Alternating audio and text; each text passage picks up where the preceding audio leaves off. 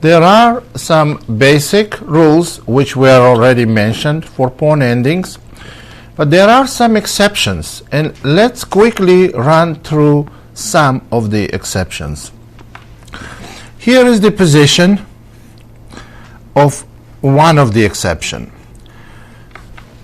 White king is partially already penetrated to black's position. Black has absolutely no way to stop white from advancing towards the c pawn.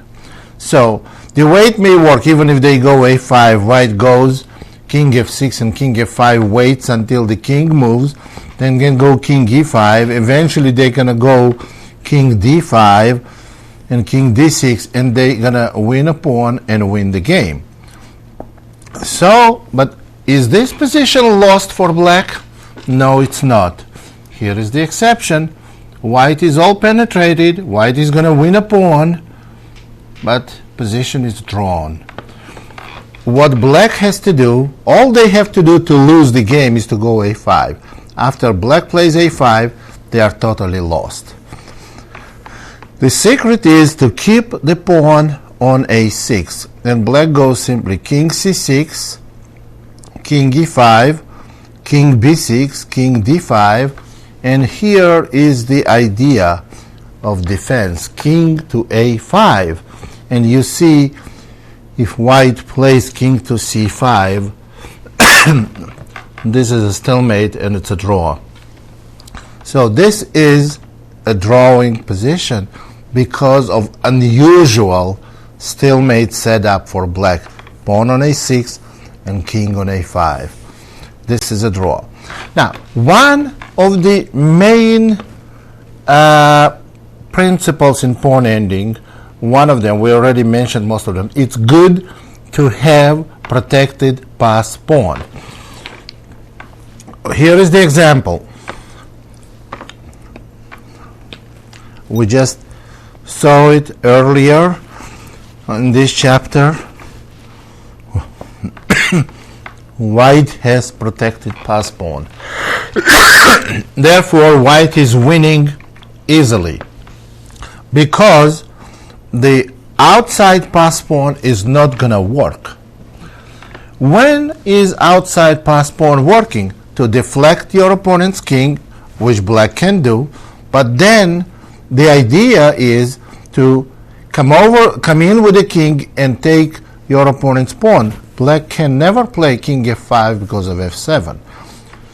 So white is going to come pick up this pawn and win the game easily. Protected pass pawn is a huge commodity in almost in any ending, but in pawn endgame it's almost decisive.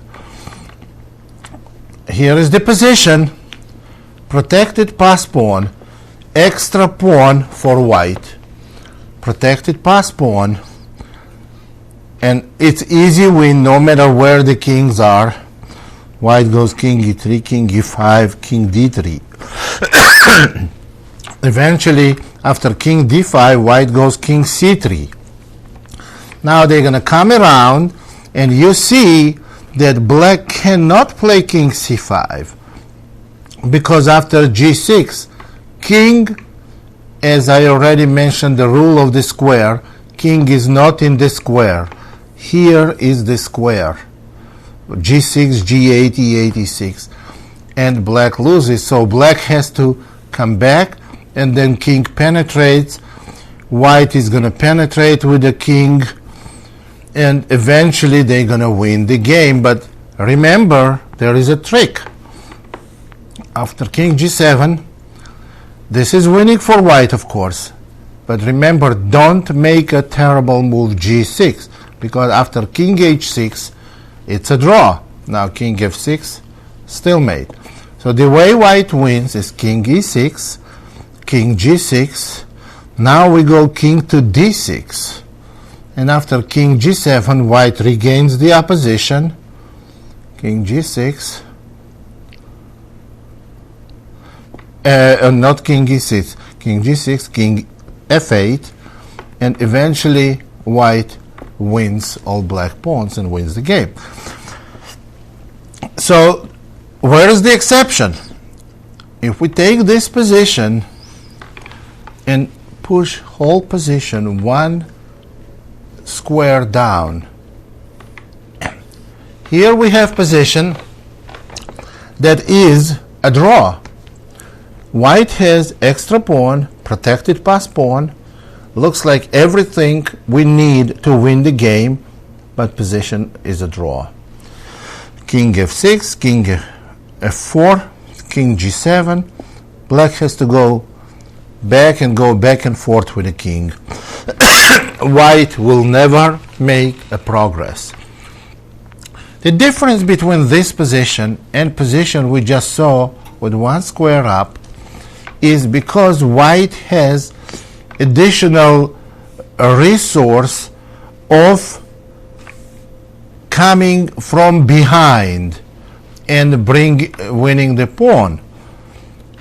So if black goes king g6, king f8. Now imagine the same position here, and there is no behind, there is no square, because this is the last rank. White can never get to the f file.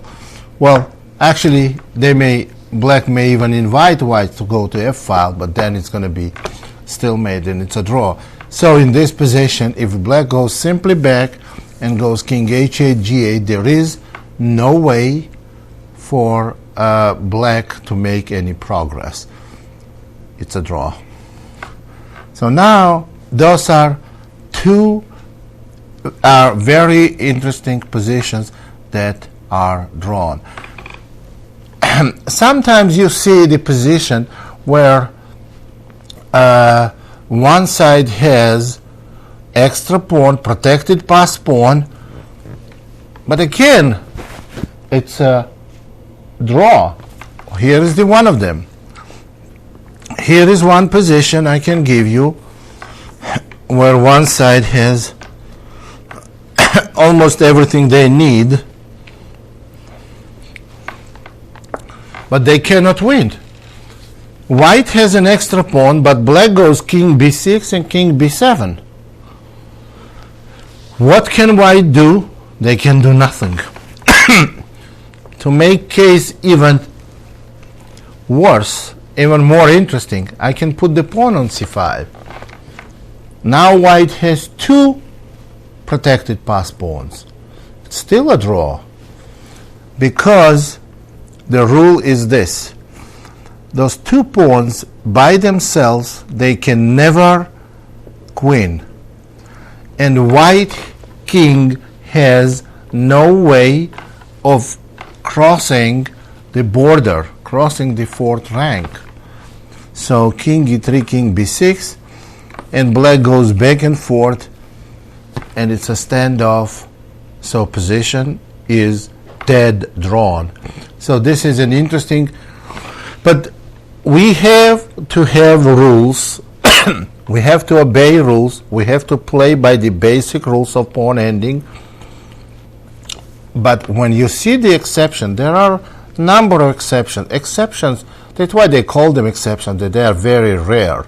You can hardly see position happen in a game that you have an extra pawn and you have protected pass pawn and you can't win and it's drawn. It may happen once or twice in your whole lifetime. So, but however, they can happen. That's why we have our own brain and apply it to certain positions. And basically what we do, we know the basic rule, obey them, follow them, and also keep an eye on some exceptions. That's the way to play pawn ending, and that's the way to perfecting them. That will be the end of the lecture on pawn endings.